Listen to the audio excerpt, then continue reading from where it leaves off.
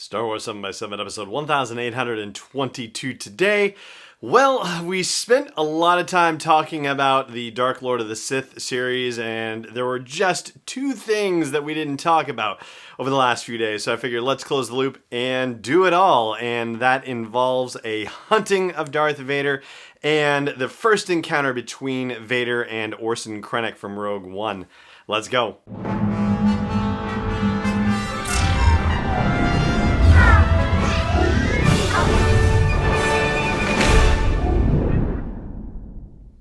Hey Rebel Rouser, I'm Alan Voivod and this is Star Wars 7x7. Thank you so much for joining me for this episode where we're going to talk about the Annual, which is the special edition of Darth Vader, Dark Lord of the Sith. And also we're going to talk about sort of an in-between story. It was the only issue that was numbered, number 18, that was a standalone story.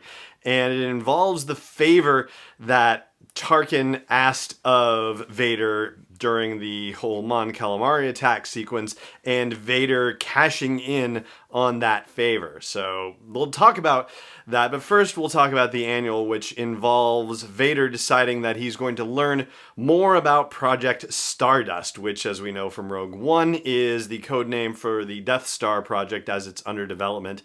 But apparently there's been some bad things happening on Geonosis. There have been some attempts at sabotage, which the Emperor decides to send Vader to investigate. And just as he arrives, he has his first fateful meeting with then Commander Orson Krennic, and an attempt at assassination happens just as Vader is arriving. And the two of them get buried on the landing platform, but it's a good thing to get buried with a Force user because then, zoink, all the rocks can be made to fly away. And ultimately, Krennic says that he thinks Tarkin is behind this whole thing because Tarkin wants his hands on the project, wants to control it. Vader, of course, is not having any of that and says, these are, some pretty strong accusations, and unless you're going to present proof of those accusations, there's no way I'm, stop talking, basically. So, of course, he has no proof, and so he has to go investigate. Well, the loyalty officers get involved.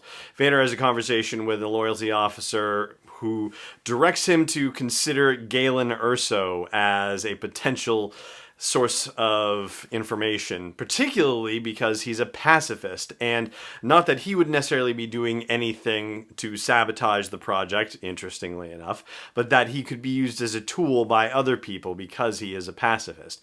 And that seems to be exactly what's happening, because it turns out that there is a rogue infestation of Geonosians, and that means that I guess they're a servant species, and so they're not allowed to breed unless, they're told that they can breed, but I guess a rogue infestation has been able to breed and is trying to sabotage this project. And the interesting thing about this as well is that during the story, Vader actually goes to the Patron arena, and that's the arena from Attack of the Clones where he had his, first, serious romantic kiss with Padme. I know he snuck one on Naboo, but yeah, that was kind of shut down on him, right? But their first, all right, committed, and then, getting into the huge fight and all that fun stuff. Well, he went there and had some, flashback memories while he was there too, but somehow didn't get angry enough to tear the place down. Anyway, in the story, and once they find out that there's a rogue infestation, they go and kill all of the Geonosians that are there.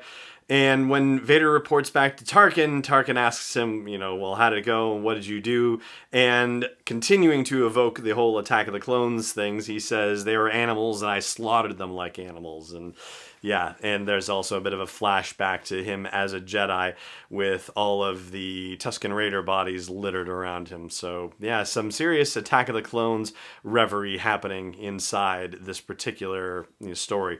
But as far as psychological insights go, Tarkin has been paying very close attention to Vader over the years, and we'll get into that a little bit more in just a moment. But he actually intuits that one of the things that Vader doesn't like about the Death Star is the fact that is not the only technological terror in the universe now. That once there's a planet killer out there, what's Vader's place in all of this? And, what is he in a world, in a galaxy where something like this exists? Of course, he doesn't necessarily have an answer for that other than just to threaten Tarkin and say, yeah, this thing is, if you're not careful, it's going to be your tomb, which would be beautiful foreshadowing, of course, if this had been written 43 years ago. But, we got to add the foreshadowing after the fact. Anyway, so that is the basic summary of the first encounter between Krennic and Vader and this Geonosian sabotage situation. And I'll tell you the other story about Vader and Tarkin right after the break, so stay tuned for that. Hey, Rebel Rouser. If you've got a business that needs to reach a dedicated audience of Star Wars fans, or you know somebody who does, then you might want to reach out to me. I've got a show that reaches thousands of people between the audio version, the video version, and our social media channels, and I'd love to find out how I can help you with your business ventures too. Just reach out at sw7x7.com/sponsors. That's plural SPONSORS. That's sw7x7.com/sponsors, and let's see how we can work together. Welcome back. So the Bad Ground story, the standalone story, has to do with a planet called Chandar's Folly, where Vader and Tarkin go, and Tarkin takes along 19 bounty hunters with him at Vader's request, basically, or at least this is the request. Hunt me and kill me if you can, which Tarkin assumes has to do with the fact that, well, they've already pretty much assassinated all the Jedi that can be found, so, what good is Vader now? Like, what meaning does it have for him to kill anyone, especially if he himself can't be killed? And so Tarkin, who, of course, has a, tremendous history as a hunter on his home planet of Eriadu, and that was detailed in depth in the Tarkin novel by James Luceno, which is, oh my gosh, so long ago at this point, like 5 years ago did that come out? Yeah, it's been quite a while. Anyway, Vader knows Tarkin's reputation as a hunter and says, kill me if you can.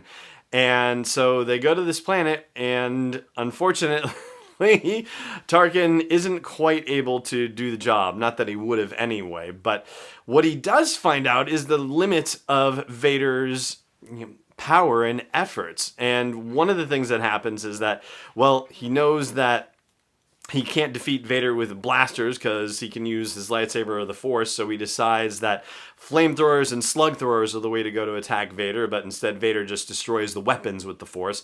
So his lightsaber becomes the next target, and Tarkin loses half a dozen of his hunters in the effort to take his lightsaber away, but he does. And then he has to figure out, okay, well, how far away do we have to be from Vader to not get force choked? And so he loses more people in that regard. So ultimately, Tarkin is able to, A, figure out that he's definitely weaker without his lightsaber, and B, what the limits are of his, force capabilities, like how far it can reach. And once he knows that, he's actually able to, make some effort to subdue him. But then Vader kills a local creature that has a hide on it that allows him to camouflage himself, and he sneaks up on the rest of the hunting party and kills them all. Tarkin leads him out into some storm grounds where Vader isn't paying attention, and as the tallest object on the plane gets totally fried by lightning. And yeah, that's the end of that. But he's still, awake enough and aware enough to force choke Tarkin when Tarkin comes over and tries to lord it over him. And the story becomes important not just because it shows Tarkin developing a healthy respect for Vader and being glad that Vader is on the side of the Empire, especially just with his will and his commitment and so forth. But it's also important because Vader is now vulnerable to Tarkin. Tarkin understands some of Vader's limits, and if there's ever a situation where Tarkin is going to have to deal with Vader in a oh no, now Vader has to be brought to heel sort of fashion. Well, Tarkin now knows what it's going to take to do it, and knows it in a way that pretty much nobody else knows, and nobody else is capable of, at least certainly not from the military side of the equation. I mean, the Emperor obviously is strong enough to be able to deal with it, but if there's anybody who is a non-Force user who would be able to figure out how to deal with Darth Vader, well, at this point, Tarkin knows, and that makes him a serious threat to Vader, and probably also one of the reasons why Vader doesn't necessarily trust Tarkin, or is not willing to trust him very intimately at all, because he knows too much. And that is going to do it for our series of looks at the Dark Lord of the Sith series, and also previously its ties to Vader Immortal 2, as we discussed earlier this week. And that's going to do it for this episode of the show as well. Thank you so much for joining me for this one, and all of them, as always. And may the Force be with you, wherever in the world you may be. This podcast is not endorsed or sponsored yet by Lucasfilm Limited, Disney, or 20th Century Fox. It is intended for entertainment and information purposes only. Star Wars, the Star Wars logo, all names and pictures of Star Wars characters, vehicles, and any other related Star Wars items are registered trademarks and/or copyrights of Lucasfilm Limited or their respective trademark and copyright holders. May the Force be with them. All original content is copyright 2019 by Star Wars 7x7. We hope you love it.